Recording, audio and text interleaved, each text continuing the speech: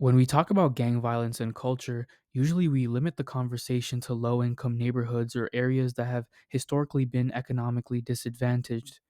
Many people will accept the fact that gang culture has mostly to do with your environment. If you are from an area where gang violence is common, where there are factors like poverty and unstable homes, gangs will form to protect people, to make money, and most importantly, create a sense of brotherhood and family within the unit.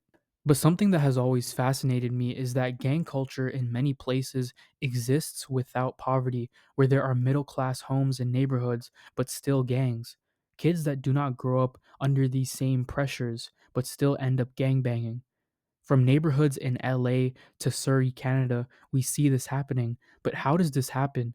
Why is one of the most feared gang members in LA's history, who was an eight tray gangster Crip, Monster Cody, the godson of Ray Charles? Why is one of the major cities in Canada that for many is known for gang activity filled with gang members from upper middle class, first or second generation immigrant homes? We are told that poverty increases the likelihood of crime because of desperation, and this is true, but how do we explain gang activities in these well off areas? How does gang culture exist within these different backgrounds, and what are the main factors allowing gangs to flourish even without poverty? My inspiration to create this video actually came from doing a bit of research on gang culture in Los Angeles and how there are actually many sets in middle class neighborhoods, mostly either Latino or black middle class neighborhoods. I will make a whole nother video specifically about LA gang culture very soon because it does interest me a lot, where I will talk about the origins, the dress code, traditions of LA gang culture. But today we will be talking about Los Angeles quite a bit because it's not like the American cities of the South, for example, places like Arkansas or Alabama, where we see homes literally falling apart, rotting wood, and the most impoverished communities that nobody cares enough to help. Los Angeles is a little different because it is a major city and gang culture in LA goes back decades and decades, following a strict code and tradition that still exists today. And this lifestyle made its way to middle class areas. I'm not saying that most of the gang infested neighborhoods in LA are middle class, they definitely are not. There are plenty of low income areas, projects, disadvantaged communities, but some areas are not struggling much at all. Yet people claim these neighborhoods, the hood in these places.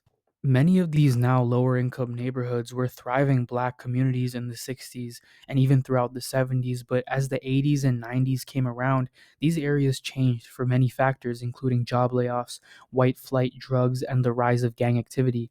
Prior to that, in the 50s and 60s, this was an area where many black families in Los Angeles County owned their homes. They had two parent households. There was no need for gangs. At the time, in certain places, there were these neighborhood gangs that formed that originally were meant to protect black neighborhoods from white gangs like the Spook Hunters. The Slossons, Gladiators, the Businessmen are all black groups formed against these attacks from racist white gangs. And later on in the 60s and 70s, many of these black neighborhood gangs joined the Crip Card or Blood Alliance. But nowadays, there are still many middle class areas in Los Angeles, both Latino and black neighborhoods that are home to gangs and gang activity because of LA gang culture, which has been around for decades at this point. Some examples of middle class areas with gangs would be Back Hood, which is one set of the Rolling 60s neighborhood Crips that operates out of the Overhills area, which is in the View Park Windsor Hills area, aka Black Beverly Hills. Black Beverly Hills is an upper class black area with black millionaires. The Overhills section specifically is kind of on the outskirts of the neighborhood and is a middle class to upper middle class area, but still there is a set there. Some other examples in LA is 190 East Coast Block Crips, which is out of Carson. This is a suburban middle class black area, but still is the biggest gang in Carson. El Sereno Rifa or Artesia 13. These are all middle class areas that still have gangs. Now, you may be thinking, well, LA County has a lot of low income areas, and for the most part, this is where the gangs originate. South Central, the east side of LA, down to Compton, Long Beach, etc. And that these gangs were areas very much influenced by the gang culture, and this is true. And it is also true that many gang members in these, I guess you could say, quote unquote, middle class gangs still grew up poor or in Section 8 housing, even in these middle class neighborhoods.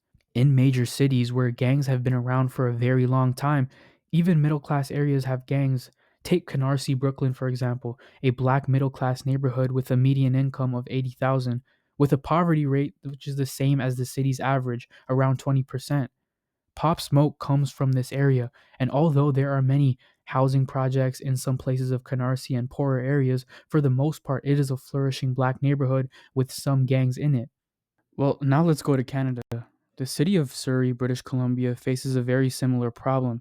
Surrey, however, does not have a high poverty rate and multiple low income neighborhoods spread throughout the city, but it does have a gang problem. With multiple shootings a year, gang related murders are very common.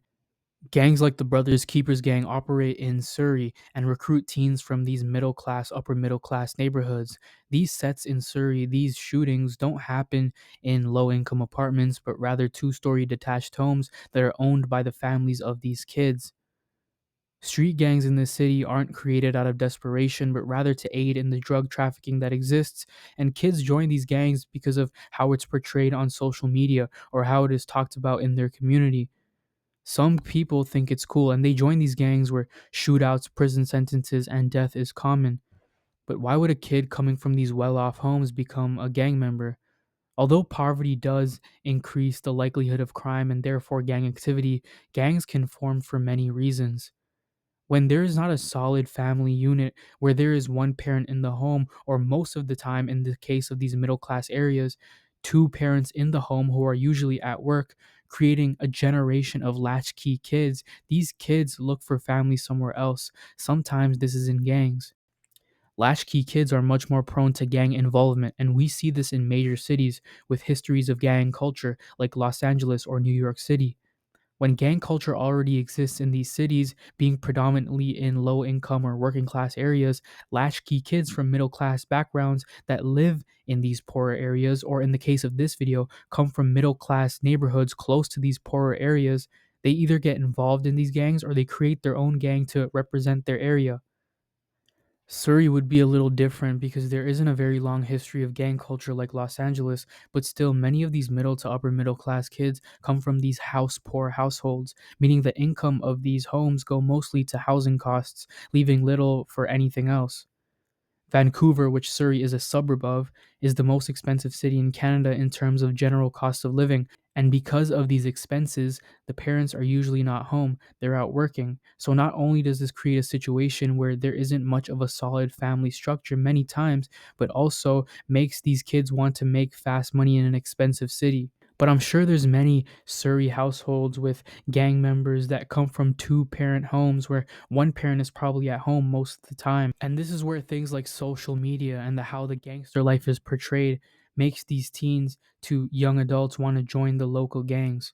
And this should not be overlooked because there are many house poor areas in Canada, in expensive cities, but you don't see the rise of gang violence in the same way because it's not as accepted and also because they aren't as established. In LA, when many of these gangs were becoming more active in the 70s all the way to the 90s, expanding territory, many of these middle class black or Latino areas were forced to create groups to either protect themselves or they joined already existing gangs, basically just giving up their territory to established gangs to protect themselves.